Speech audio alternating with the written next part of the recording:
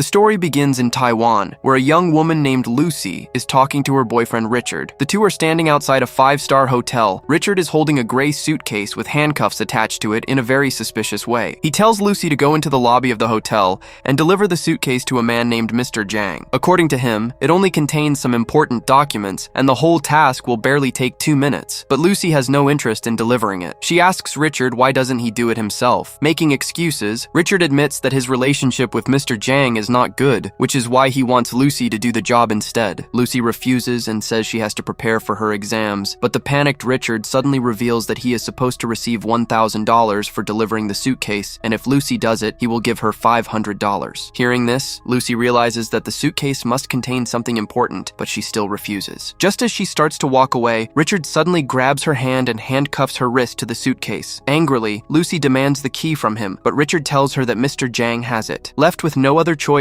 Lucy walks into the hotel and heads straight to the reception desk. Hesitantly, she says that she wants to meet Mr. Zhang. The receptionist immediately informs Mr. Zhang over the phone. After that, the receptionist asks for her name. Instead of answering directly, Lucy says that Richard sent her with a suitcase. She does not want to share her personal information, but the receptionist keeps insisting. Eventually, she is forced to tell him that her name is Lucy. At that exact moment, near the hotel's main entrance, Richard is suddenly shot and killed. Meanwhile, a shocked Lucy looks around in panic and sees 4 extremely dangerous and powerful men approaching her. Within moments, they reach the reception desk, bribe the receptionist into silence, and forcibly drag Lucy into an elevator. A short while later, they take her to the top floor of the building, where Mr. Zhang's office is located. As soon as she arrives there, Lucy sees 2 blood-soaked dead bodies lying on the floor and becomes so terrified that she throws up. At the same time, Mr. Zhang walks out with blood all over his hands. He starts speaking to his men in Korean. Lucy cannot understand a single word he says, and nervously tries to explain herself. Then Mr. Zhang calmly calls one of his men and orders him to act as a translator. After that, he writes a number on a piece of paper and explains that it is the code to open the suitcase. After this, Mr. Zhang goes into the next room and orders his men to prepare their weapons and shields, because he suspected that the suitcase might contain explosives. Through the translator, he gives Lucy only 2 choices, either open the suitcase or prepare to die. Terrified, Lucy carefully opens the suitcase and finds 4 plastic bags inside, each filled with a strange blue powder. A short while later, Mr. Zhang returns with a heavily intoxicated man. The man is seated in front of Lucy, and they force him to inhale the blue powder. Within seconds, his body starts shaking violently, and then he begins laughing like a madman. Seeing this, Mr. Zhang becomes satisfied and immediately shoots the man in the head. After that, he looks at Lucy and offers her a job working for him. A frightened Lucy refuses, but before she can say anything more, one of Mr. Zhang's men punches her hard and knocks her unconscious. Meanwhile, in Paris, a neuroscientist named Professor Norman is giving a lecture about his latest research. He claims that the average human being uses only 10% of their brain capacity. According to him, dolphins are creatures that use more of their brains than humans, around 20%, which is why they are able to create mental maps of their surroundings and communicate through sound waves. The scene then shifts back to Lucy, who wakes up inside a hotel room. She is wearing only light clothing, and there is a blood-stained bandage wrapped around her stomach. After some time, she is taken into a large room where Mr. Zhang and a British doctor are waiting. Soon, 3 more people are brought in, and like Lucy, they also appear to have been kidnapped. The British doctor explains that packets of a drug called CPH4 have been surgically sewn into their intestines. Now all of them will act as drug smugglers and transport the packets to Europe. He further threatens them by saying that if anyone refuses, will be killed immediately. He also explains that CPH4 is an extremely valuable synthetic drug that is soon going to become the biggest thing on the black market. After this, the 4 captives are sent to different locations. For the time being, Lucy is chained inside a room while 2 men keep watch over her. One of those thugs tries to harass her. Lucy immediately pushes his hand away. Enraged, the man starts kicking her violently in the stomach, exactly where the CPH4 packet had been placed. Because of those blows, a large amount of the drug leaks into Lucy's bloodstream. Suddenly, strange changes begin happening inside her body. Her body starts jumping uncontrollably all around the room. For a few moments, she even rises into the air and reaches the ceiling before falling back onto the ground. At the same time, Professor Norman explains during his lecture that if a human being began using 20% of their brain, they might be able to control every cell in their body, and if they reached 40%, they could possibly influence the thoughts of others and manipulate matter at will. Hearing this, a student asks what would happen if a person used 100% of their brain. Professor Norman thinks for a moment and then admits that he does not know either. Meanwhile, Lucy has fully regained consciousness. Her eye's color is changed to blue, and she suddenly sits upright as if nothing had happened to her at all. At that moment, one of the thugs enters the room to check on her, but in the blink of an eye, knocks him unconscious and steals both his key and his gun. After this, Lucy escapes outside and quickly kills all the remaining thugs. Once everyone assigned to guard her is dead, she calmly sits down and starts eating whatever food she can find. At the same time, she realizes that she has been shot in the shoulder, but surprisingly, it does not affect her movement at all. She then walks out of the building, where she notices two taxi drivers. She asks the first one if he speaks English. When he says no, Lucy immediately shoots him. After that, she turns toward the second driver and angrily asks if he knows English. Terrified, the driver immediately says yes and agrees to take her to a hospital. During the ride, Lucy starts noticing strange changes happening inside her body. She can now hear conversations from far away with complete clarity. A short while later, they arrive at the hospital,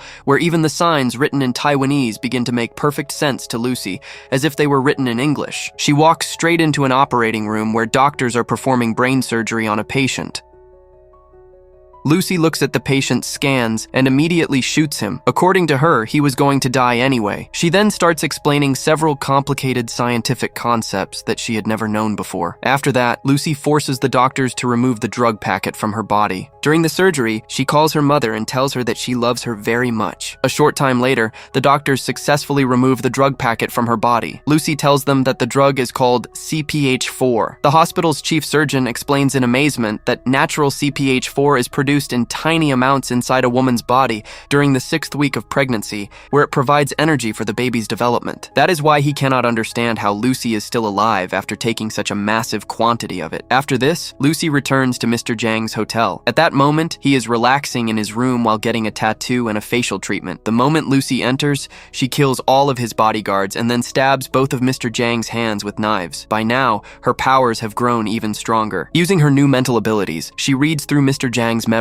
and discovers the locations of the remaining 3 drug smugglers. Surprisingly, she leaves Mr. Zhang alive, and he continues screaming in rage. A little later, Lucy returns to her apartment, where her roommate Caroline is present. She takes Caroline's laptop and immediately begins researching her current condition at incredible speed. She searches through information so quickly that it seems as though her brain is working many times faster than that of a normal human being. During this research, she learns about Professor Norman, whose work on the human brain might be her last hope for survival. Lucy immediately contacts him and explains her condition. She says that she has already reached 20% of her brain capacity, which has made her both ruthless and almost completely emotionless. To prove her point, she manipulates electronic waves and broadcasts her live video directly onto the television in Professor Norman's hotel room. After that, the two talk for quite a while and decide that they will meet exactly 12 hours later. Before leaving the apartment, Lucy warns Caroline that unless she makes major changes to her lifestyle, her kidneys and liver will soon fail.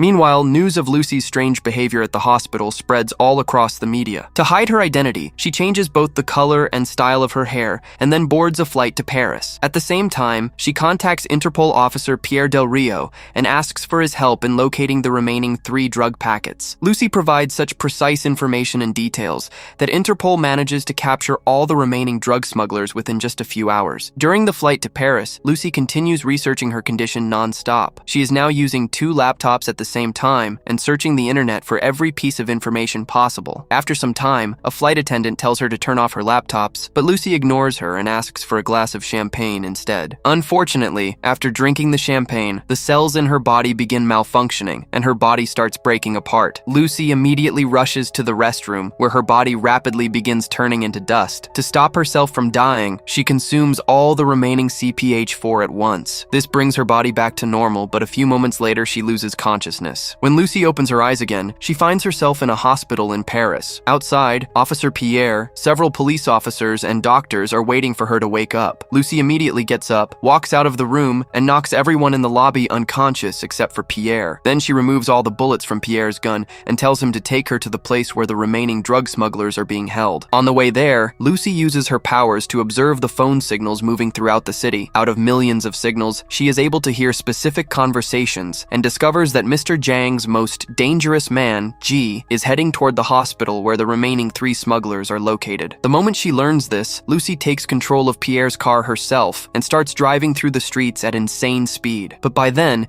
G and his armed men have already reached the hospital. They quickly locate the remaining drug smugglers, take them into a room, surgically remove the drug packets from their bodies, and brutally kill them afterward. Just as G and his men are about to leave with the drugs, Lucy arrives at the hospital. At this point, her brain is functioning at 60% capacity, allowing her to throw people into the air without even touching them. She begins hurling the thugs against walls and ceilings as though she has complete control over them. She even creates an invisible barrier in front of G so he cannot escape. Eventually, she completely stops him and recovers the drugs. After that, Lucy leaves the hospital together with Pierre. At first, Pierre does not want to go with her, but Lucy suddenly kisses him. Although he becomes nervous, he eventually agrees to accompany her.